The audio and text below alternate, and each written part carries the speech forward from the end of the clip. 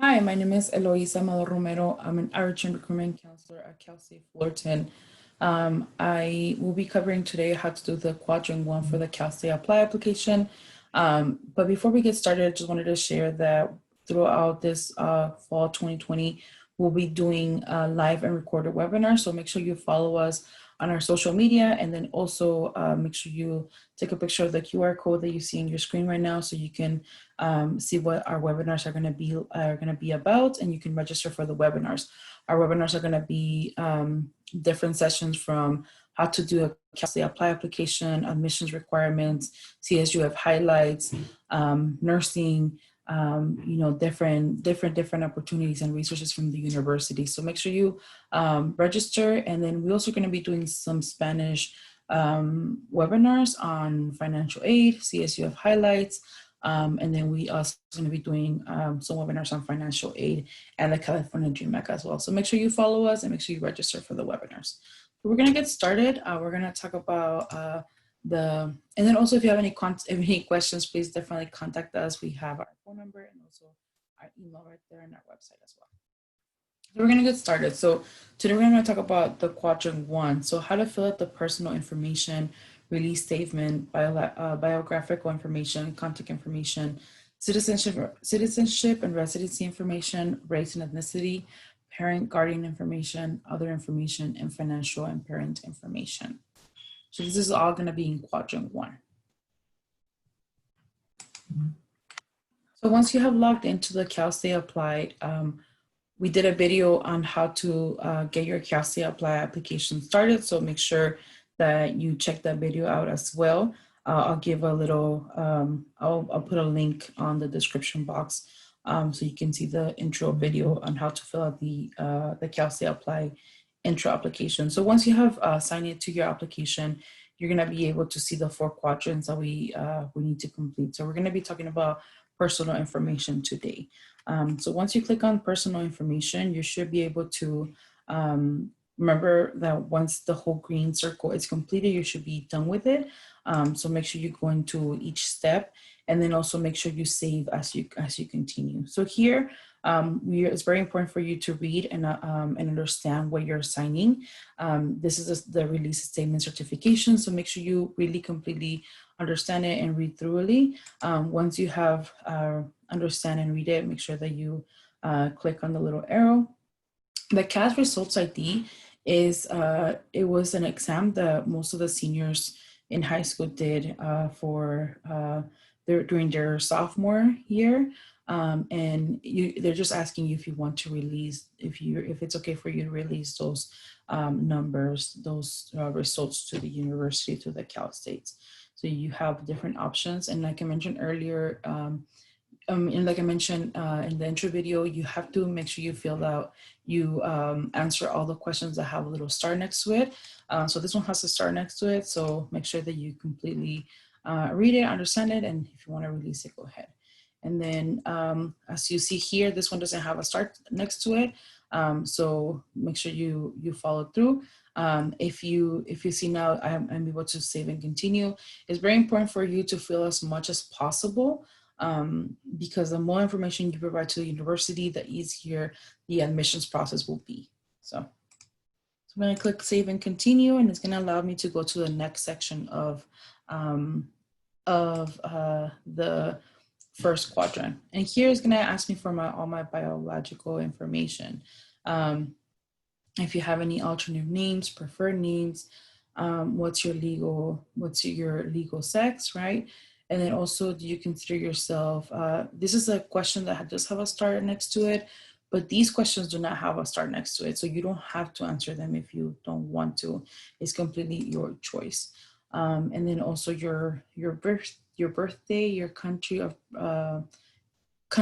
right, of birth, city, state, and county.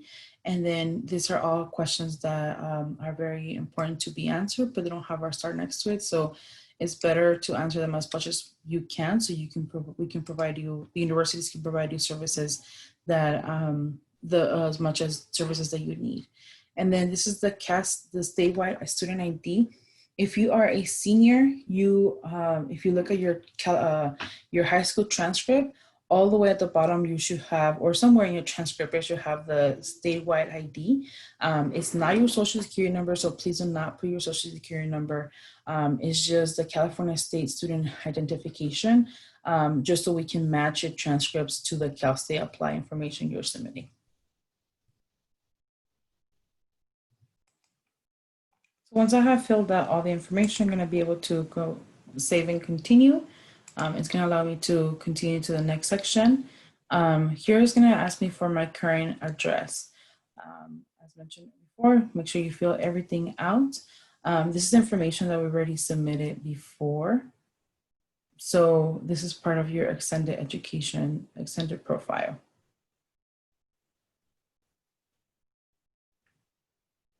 So once you have submitted everything, it's going to allow you to save and continue. And then we're going to be able to go to the next section. Here, this is a very important topic because it talks about citizenship and residency. So if you are a U.S. citizen, you're going to click U.S. citizen. If you're a permanent resident or green card holder, you're going to put here. If you are none, you're going to put, if you're undocumented, right, or a DACA student, you're going to put none. If you're a refugee, you're going to put refugee. If you have another type of visa, you're going to put another visa. So I'm going to put none. And then it's going to ask me country of citizenship, right? So if you're a US citizen, it will give you automatically country of citizen from where you're from. And then if you were born outside of the US, what year did you where did you move to the United States, right? So this does not have a star next to it, but it's better for you to fill it out as much as possible. Now, this is the question that a lot of students get confused. So residency. So it's very different residency than citizenship. So if you are a US citizen, right, here in the section is gonna ask you about permanent residency or US citizen. Here it talks about residency. So residency is where you live. So it asks you, what US state do you regard as your permanent home, right? So this is more if you're a resident of California, right? So this is very important because if students are undocumented or they're DACA students, it's gonna allow them to apply for the AB 540. If you don't put that you're a resident of the state of California, right, it's not gonna allow you to get those benefits that you might qualify for. All right, so I'm gonna put state of California, and then I'm just gonna put US citizen. And then it's gonna ask you, do you claim California residency? So that means that you have lived in California, and it's a different question than the citizenship, right? It's about California residency. So I'm gonna put yes, and then have you lived in California since birth? This is a very up to you question, right? But be very honest, and if you haven't, then put no. If you have, you put yes. And it's gonna ask you what, when did you move to California? So once you have filled everything out, you're gonna continue, put save and continue. And now this is a question about race and these sections are gonna be about race and ethnicity. So regardless of your ethnicity, what do you consider yourself, Latino or Hispanic? You can declare not to state, right? And then also race, regardless of your answer question above, please select the below from the following groups you consider yourself to. And then California State University offers need of report only for summary race description for persons. Please select your reporting preference. So this is where you can select. And then once you have filled that out, you're gonna go to this parent guardian section. You're gonna be able to add a parent. It's important for you to add a parent information just so we can have the we have as much as knowledge as we can from the student. So if you don't want to disclose, that's really completely up to you. But we encourage you to add a parent or guardian because of financial reasons and also because of just your personal information. And then here's gonna give you other information. So enter responses to additional questions. So you designated program may require Social Security for financial aid forms. Do you have a Social Security number? You can put yes or no. language proficiency, right? So like the answers, military status, if you're thinking of the teaching credential, if you ever received the CalFresh, if you're part of the California Promise, and then also how do you hear about the Cal State Apply application. And then the last section of the quadrant 1 will be your financial and parent information. This is very important to fill out because it's going to allow you to have the fee waiver. So as I mentioned in the first video, each application is going to be $70. So if you each application is $70, but if you do qualify for the fee waiver, you're gonna have 4 applications for free. And the way that the system notifies if you qualify for the fee waiver is by you answering these questions. Do you classify, like what do you classify yourself, right? Dependent, independent. If you are dependent, right, it's gonna ask you all this information. And then also if you're independent, right, you consider, and here it gives you the descriptions, right? So what are the following for dependent and independent? So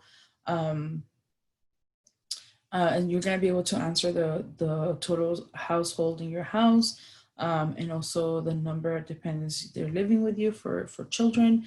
And like I mentioned, this is more for like it's just more for the income, so you'll be able to qualify for the fee waiver for the applications or not. And then also ask about campus housing as well, and then your parents' educational level. This is this question is for related to first generation college students. So if you are first generation college student, this will allow you to apply for some additional benefits, and it will just mark your application that way. So once you have submitted all this information, you should be able to have all this all these tabs checked as green. So as you can see here, I have filled out all the information here on the tabs on the right-hand side. And then I'm gonna continue, save and continue. And it's gonna allow me to continue to the next section. So the next section will be the second quadrant will be academic history. So as you can see now, I have 1 quadrant and 2 quadrants completed out of the 4.